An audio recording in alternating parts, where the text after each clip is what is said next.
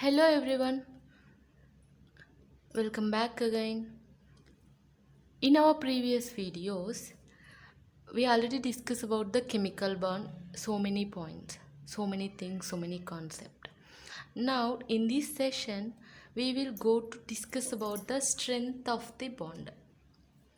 Okay, so to determine the strength of bond, we have to keep these points in our mind. Okay, first we look over the principal quantum number, okay, which should be low is a small of its orbital. So whenever the value of n means small n means principal quantum number, okay, the value of n should be low. This shows that size of the orbital is small. Okay, so the value of n is a principal quantum number, na principal quantum number, it will decide about the size of the orbital. So I will take one example here. This is the nucleus, this is the nucleus, this is one orbit, this is second orbit, third orbit, fourth, so and so. Roughly I'm drawing the diagrams. So this is for nucleus, and here electron will be present, na, electrons. Okay, so this is the first orbit.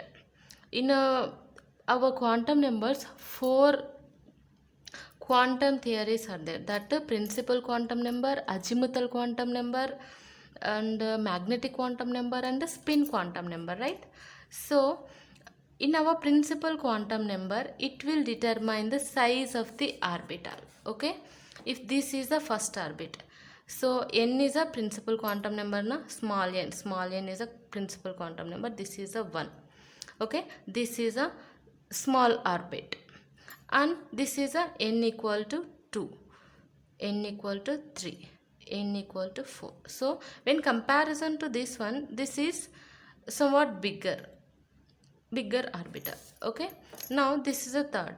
In comparison to this one, near to nucleus, this is very small orbit, this is somewhat bigger, this is somewhat bigger, this is somewhat bigger. So same like that, a principal quantum number, it will tell about the size of the orbital. Okay, now so the value of n should be low. N means principal quantum number. This shows that size of the orbital is small. Okay, now it's clear. Now next point, directional property should be high is in a sigma bond. Okay, overlapping zone is over INA.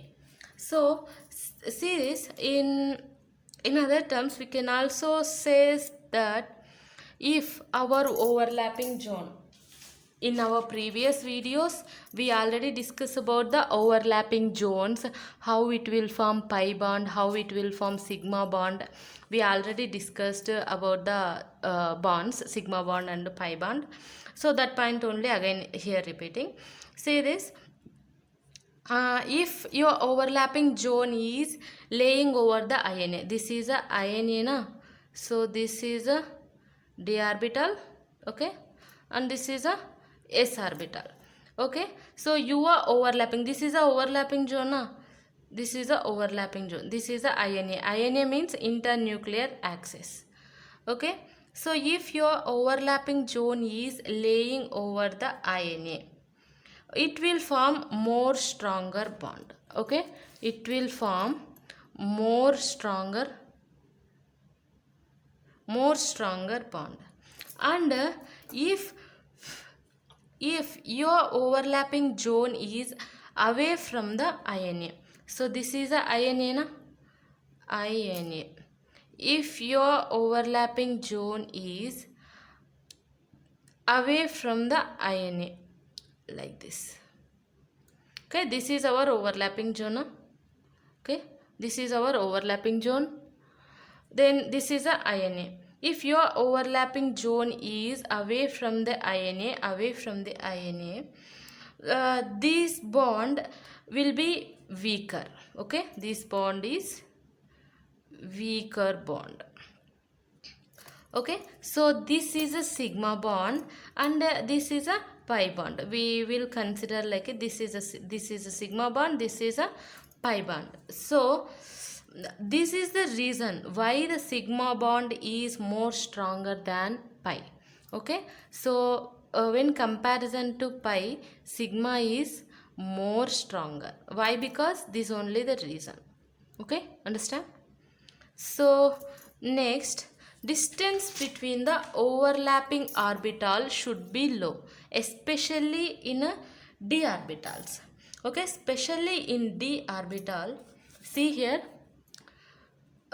we already shows here d orbitals that overlapped with the orbital. See here, so this is a ds orbital, this is a dp orbital, this is a d orbital and dp orbitals, especially in d orbitals. So for this case, if this overlap,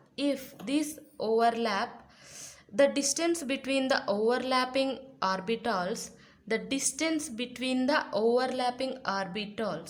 if it is small, if in case it is small, then it will be a more stronger. Okay, if it is small means it will be a more stronger bond. Okay, so this is a small when compare distance between the d orbital, this is a d orbital, this is a s orbital, this is a more stronger, then this, then this, then this. Okay, so now let's last point, this is the hybrid orbitals. Hybrid orbitals always form sigma bond only and are more directional than normal. Okay, so in hybrid orbital, we know always sigma bonds in this here always will form sigma bonds only. You have to keep this point in your mind. It is a hybrid orbital, so this is more directional. Okay, so that's why this is directional orbital will form sigma bond like that now. Okay, so this sigma bond more directional than the normal orbitals, normal sp d f orbitals. So sp3 sp2, these all are hybrid orbitals now. Okay, so the more directional than the normal orbitals are, more stronger bond will be formed. Okay, these hybrid orbitals are more directional, therefore they form more strong bond. Okay, they never form pi bonds, they only form sigma bonds. Okay, only sigma bonds. Why? Because this is a hybrid orbitals. Understand? So these all points very important to find out the strength of the bond. Okay, now here I have discussed some of the examples that see this is the first example. See, this is a SS, PP and PS. Okay, among these three, which one is more stronger? Which one is more stronger among these three? This P only, na? Why? Because both have directional property, na? P is a directional property, this is a directional property, this is a directional property, S is a non-directional property, na? Okay, so both have this directional property, so therefore the second will be more stronger than the third. Okay, at least, and these two, which one is more stronger? Third one. Why? Because this is the first one, this is the second one, this is the third one. Okay, why? Because at least one phase having the directional property, na? So that's why this is a more stronger when comparison to this one. Okay, so this is the arrangement of bond strength in a order. Okay, but how we will arrange the bond strength means this is the arrangement. Okay, first we will give the more stronger is second one, then third, then first one. Okay, so here next example. So here we are having 1s 1s, 2s 2s, and 2p 2p. Okay, so for this you analyze which bond will be more stronger. Okay, just focus about the principal quantum number. We already discussed here principal quantum number na. Here the value of n should be low. This shows that size of the orbital is small. Understand? So just focus on that principal quantum number. Say this. So here we are having 1s 1s orbital, no? Here 2s 2s orbital. So for this it is so short. 1s 1s is a so short. So this is a strongest bond. Okay, now among these two, third one is more stronger. Okay, why? Because here we are having the directional property in a p orbital. Yeah, directional property. So therefore it will be more stronger bond than the second. Okay, so this is it. I hope you got it. So this is the order wise arrangement of bond strength. Okay, according to principal quantum number, this is a very short na. Okay, first it will come 1s orbital, after it will come 2s na. So that's why first we will give the priority for first one, then third, then second. Okay, now coming to the third, this example. See this. Here you look forward that we are having the 1s 2s, 2s 2p, and 1p 1p. So our principal quantum number where it will be found is this 1s 2s or 1p 1p. So which will be more stronger comparison to 1s 2s 1p 1p? If you are say 1p 1p means this is wrong. If you are say 1s 2s means this is correct. The reason we know that 1p 1p is a weaker bond, because is there any p orbital in this? Is there any p orbital exist with the first principal quantum number? P orbital where it will form? I'll show you that. See, first it will come 1s, after 2s, then after 2p and 3s, right? So where it will exist 1p, no bond will be formed na. Okay, this is a principal quantum number. First 1s, 2s, then 2p.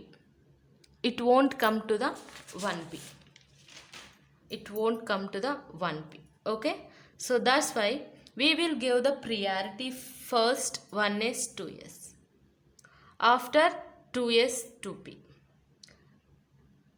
after 1p 1p. So why? Because this is a very weaker bond. Okay, this is it. Next, coming to the this example. Okay, now here I am having hybrid orbitals. So if you are having the hybrid orbitals, our overlapping where in between the hybrid orbitals and normal orbitals. Here normal orbitals are there and hybrid orbitals also there. Okay, keep remember the point which I have told you for the hybrid orbitals, because one more point that strength of the bond is directly proportional to the S character. Okay, strength of the strength of the bond is directly proportional to the S character. See this? So we are considered the S characters. We have to look for the part of, so this is the S. Here how many common orbitals are there? Here one S, here one S, here one S. These three are S orbitals. No need to discuss about this S orbitals. And coming to this sp3, sp2 and sp. Okay, and out of these three, sp is having 50% S character now. Okay, and sp2 having 33% S character, and sp3 having 25% S character. So here among these three, this sp is having the highest more S character.